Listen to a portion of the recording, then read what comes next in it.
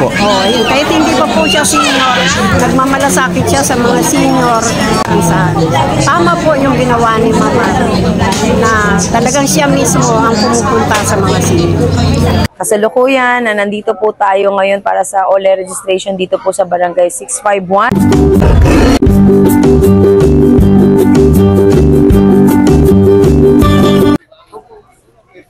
Hi, magandang hapon po. Kasalukuyan na nandito po tayo ngayon para sa OLE registration dito po sa Barangay 651.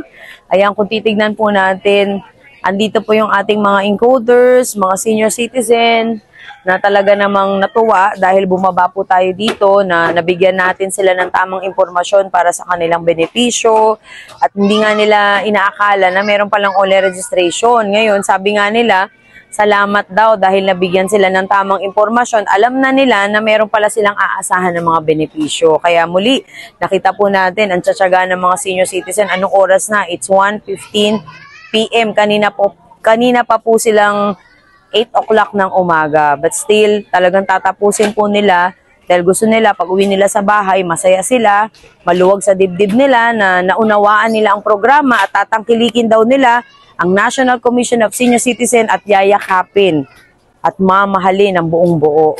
Kaya sa ating mga nakikinig ngayon, nanonood, sana po yung mga magulang ninyo, lolo at lola, sana irehistro nyo na online. Mag-visit lang kayo sa website na www.ncsc.gov.ph. Muli, magandang hapon. Mara Tamundong po, huwag nyo kakalimutan na ang OLE registration ay patuloy-tuloy pa rin po.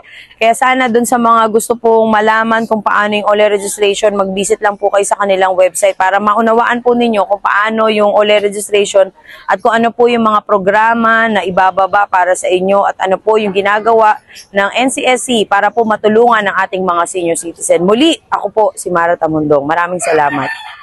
Ma'am, isang magandang araw po sa inyo.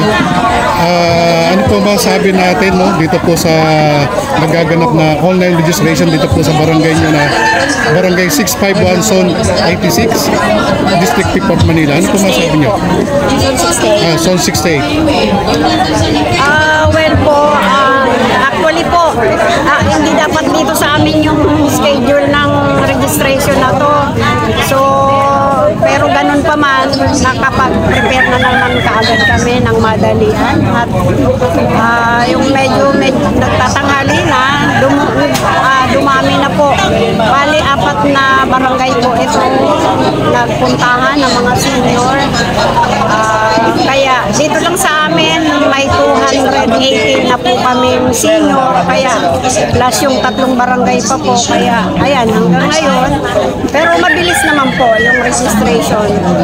So ano po masabi nyo na talagang may init na tinanggap ang online registration natin para sa mga Yes po, nababagay po ito sa mga senior dahil alam nyo naman mga senior, hindi na po nila hindi sila aware paano, ultimo cellphone nga, hirap sila, kaya napakaganda na po itong programa na ito na ginawa ni Ma'am Mara na natulungan yung ating mga senior na mag-register. Kasi talagang kung iaasa lang po sa kanila, talagang hindi nila magagawa yun. So, napansin po natin, grabe, talagang niyayakap nila itong online registration. Yes po. So, sa makatuwid po ba, talagang kailangan na po ba nila ngayon?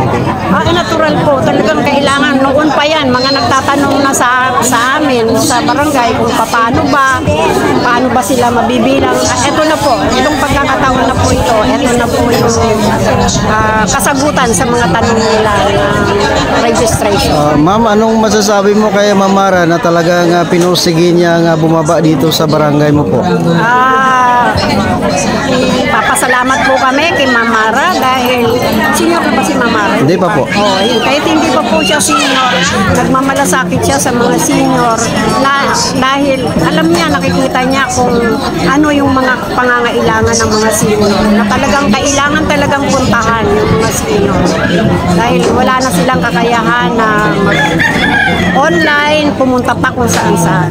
Tama po yung ginawa ni Mama na talagang siya mismo ang pumupunta sa mga senior.